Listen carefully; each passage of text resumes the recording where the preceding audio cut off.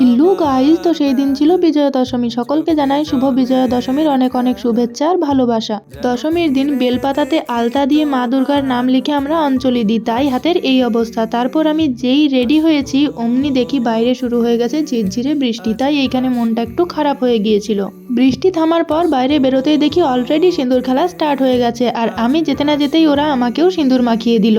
আর এই হচ্ছে আমাদের গ্রামের ছোট্ট গ্রুপ, যদিও আরো অনেকেই আছে, এখানে কিন্তু সবাই নেই। তারপর দেখি মন্দির থেকে দোলাও বেরিয়ে পড়েছে, মানে মা দুর্গার গমনের সময় হয়ে গিয়েছে। তারপর এখানে মা দুর্গাকে বরণ করে 3টে ঘট আর তার পিছনে পিছনে নবপত্রিকা অর্থাৎ দোলা নিয়ে সকলে চলে যাচ্ছে আমাদের পুকুর পাড়ে।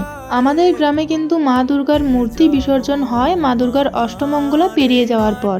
সেই দিন এত বৃষ্টি পড়ছিল যে সকলেই এইখানে ছাতা নিয়ে গিয়েছে, কিন্তু আমরা তো বলবান না, ওই জন্য আমরা ভিজতে ভিজতে গিয়েছি। আর এই হচ্ছে আমার ভাই, হাসি দেখছো, পুরো দুষ্টু দুষ্টু হাসি কিন্তু।